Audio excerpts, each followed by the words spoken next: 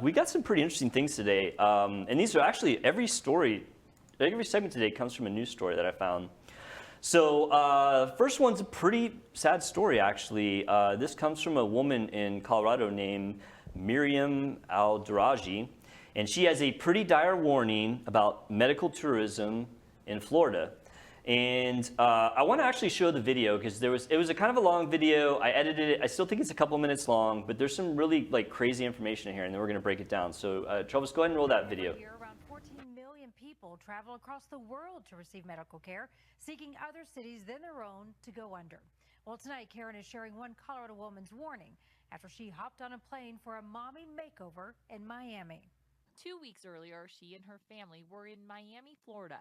She'd found a board-certified plastic surgeon at Seduction Cosmetic Center who would perform what's often called a mommy makeover. I was looking for a better body for, especially after 4 kids. The family had arranged to stay for 5 days following the surgery.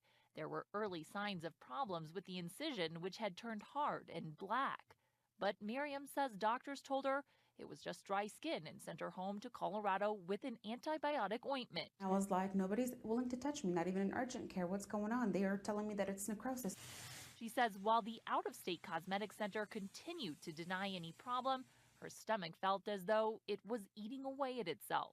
Desperate, she reached out to Dr. Samir Hassan. Not everyone's going to just say yeah, because 1, they're afraid of liability. 2, they don't necessarily always know what it is. Despite his own concerns, he agreed to help. He found the necrosis was at her abdominal wall and would soon reach her organs. She potentially would have ended up in a hospital. Miriam has since had multiple surgeries to fix the botched tummy tuck and has spent countless hours searching for some way to hold the surgery center accountable. Attorneys saying we will not be able to help you. It really depends, because Florida does not necessarily require its doctors to have medical malpractice insurance. Raj Chauhan is a legal analyst for CBS Colorado.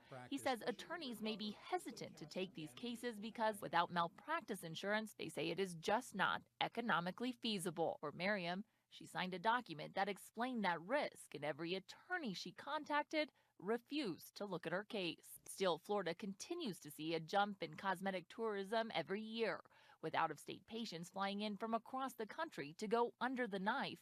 Many don't always know what they're getting into.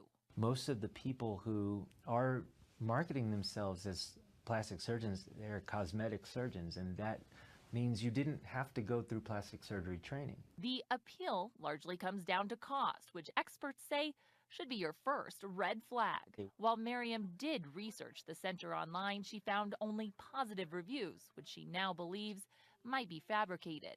Today, she struggles to lift her children at times and is fighting a new anxiety about her body. I wake up in the middle of the night, being traumatized, hoping that it's not ripped open again. And while she may never see justice in a courtroom, she believes sharing her story will serve as a warning to others. And stop them from what they're doing. Pretty crazy stuff, right? Yeah, stuff we've been preaching about for it's a crazy story. The existence of this show. I know. I mean, well, obviously that's one of the main reasons we do this show, is just to warn people. And I was sitting there listening to that, and they were talking about how Florida is such a hotbed for plastic surgery. And honestly, I think that one of the biggest drivers of that is just the laws there are just so bad for patients, good for doctors, that you get these places popping up. That whole malpractice.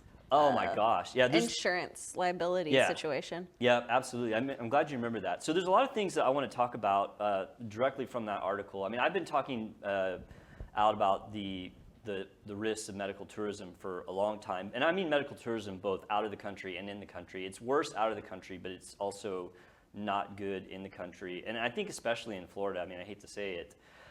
So she went to what I like to call a plastic surgery mill. So it's not like she went to Bruce Hermann, MD. She went to a place, I forgot, like Seduction or something. Like when you go to a place like that, you are going to a corporation and you lose a lot of that doctor-patient relationship. Yeah. And that always, it puts you at risk. When you don't have that great relationship with a doctor that spends time with you to talk you through the procedures, talk about risks and things that may happen. I mean, it just puts you up at a higher chance of having a bad outcome. They sent her home after 5 days. Most complications that are going to happen, especially with something like a tummy tuck, are not going to happen super quick. Yeah. To me, the biggest risk of tummy tuck is exactly what happened to her, which is bad healing of the incision. Now, that's really, really bad. That would be a very kind of extreme. That was pretty quick, though. Yeah, and that means that the injury was very severe. A lot of times what you'll see is a more smoldering course where like the incision does okay for like a week and then it tries to have problems. And another reason why medical tourism is, not a great idea, especially for something big like that, most times you don't even know anything's going wrong until after you're long home. And then at that point you're on your own. She talked about how no one would see her, and that holds true a lot of times, because most plastic surgeons, if I get a call from the ER and it's like, oh, so and so's here with a or a complication, I'm like, we'll just send them back to their surgeon. But in these cases where they go out of state, that's not an option. Yeah. And so I end up seeing a lot of these people, because if somebody goes out of state or out of the country and they're having a problem, I will see them. A lot of people will not, because there is liability in it. Like, this is a bad outcome. There's going to be a lawsuit. And a lot of doctors are like, I just don't want to be a part of it, no matter what happens, even if you're like, being the good guy and stepping in. Right. I do want to say just something interesting. This is like not really a risk, but fill up that other picture I threw up, Trelva. So that was the picture of the necrosis. So one of the reasons she had a problem, so the black arrows are pointing at the normal tummy tuck incision. Those red arrows is a vertical up and down incision. That's from where her belly button was when they released it from the skin, and when they pulled it down, she didn't have enough skin to get that belly button hole below the lower incision. And so they had to do a little inverted, I call them inverted T incisions, which you can kind of imagine those two incisions make like a T. It's like an upside down T. Yeah. And that does put you at risk for healing problems. And and this is another thing where like doctor-patient relationships is important, because I can always tell when that's going to be a risk. And I talk to patients about that, and I say, look, you either have like a short abdomen or you don't have a ton of loose skin, and there's a chance I won't be able to get the belly button hole in the part of the skin that gets removed. And if I have to make that little vertical incision, it puts you at a little bit increased risk for healing issues. Now, this is obviously an extreme case for that, an extreme case of that. But I don't know, I just picked that up when I saw the video, and I was like, oh, I'll just kind of mention that.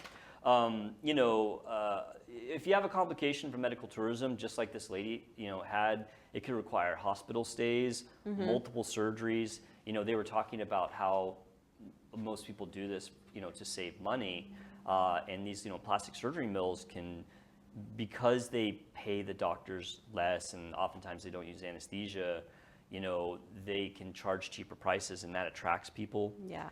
But then if you have any type of issue whatsoever, all that savings is gone. Right. I mean, her bill's going to be, tens of thousands of dollars, Right. For what happened to her. I think it's all this like lack of accountability, because like right now There we're is. talking about the business, the seduction plastic. We don't even know the doctor's name. Right, and I So looked he him could up. just go work somewhere else and do that the Dr. same stuff. Hassan, like, I don't want to like give a shout out to Dr. Hassan. I don't know that guy, but like, like me, he's willing to see these patients who are kind of, in a bad spot, and I applaud him. One of the things he brought up, which is brilliant, is when you go to these places, a lot of times they're not even real plastic surgeons. And I actually looked up that place, and they had some real plastic surgeons, but they also had some non-plastic surgeons that were part of their cosmetic surgery staff. Like, these are people that are not trained in plastic surgery. Like, it's just crazy. The other thing that was super, super important in that segment was when they were talking about these places not having malpractice insurance. Yeah. We did a whole segment about that a few months ago, where in Florida there's no law that you have to have malpractice insurance, which is mind-blowing, because what happens is these places will just not have malpractice insurance, and they make people sign a piece of paper that says, hey, we don't have, I'm sure they don't say it in a way that's alarming, but Right. they sign these waivers, and if they don't have malpractice insurance, like, attorneys won't take the case. Yeah. Like, you could be botched all to pieces, but no attorney's going to take it, because the laws are so restrictive on what they can get awarded in a malpractice suit, outside of insurance. And if they don't have any insurance, then these people will just declare bankruptcy and end up not paying nothing, and the lawyers know that. And so the lawyers will absolutely won't take the cases. It's the biggest scam I have ever heard of. Like, the Florida Medical Board should be ashamed of themselves. Yeah. Like, it's just, they are not protecting patients. And, I don't think a month goes by when we don't talk about some bad outcome coming out of Florida. It's like that whole situation just supports like It bad supports outcomes. bad behavior. Yeah. Absolutely. So, oh, and the other thing too, when she was talking about that she thinks that the reviews for that place were fabricated. I mean, I know that happens. I mean, Yeah, you can pay for. you can pay for reviews, and you know, people can have a great website and have these reviews that say, oh, this is, you know, the greatest place ever. It's very difficult, and I think especially in Florida, but even in places like Texas, it's very difficult to tell who's legitimate and who's not. And so, you know, stories like this are important. You know, I feel terrible for this lady, but her sharing her story hopefully will get out there, either, you know, via that news article or from this segment. Yeah. And just be a warning to people that, one, medical tourism is risky, and two, you got to, you know, do your research and where you're going. You know, and it's complicated. I feel bad for people. Like, you know, I've talked to doctors who don't know the difference in like what a certified plastic surgeon is versus not. Yeah. You know, so It's just, it's really scary that people are one that's like that desperate. Because like whenever I think of, you know, things that are discounted prices, it usually comes with an issue. Like looking at clothes that are on like a discount. Like, you're not going to be surprised if it has like snags and stuff like that. Right, so it's like, why would you take that risk with your body? I know, like, you know, when it comes to your life, you don't want to, you know, go to the lowest bidder, I don't think. Yeah. It's like, they say that about like rocket ships and surgeons, you don't want to go to the lowest bidder. I mean, it's scary stuff, and it's, I just feel bad for people like her, and, you know, we do these segments to try to educate people about what to look out for, and hopefully the message will get out there. And I really do think Florida should look at their laws. Like, the whole thing about the malpractice is just bonkers to me. Like, there's just no excuse for that. Florida should really, you know, be ashamed of themselves. So.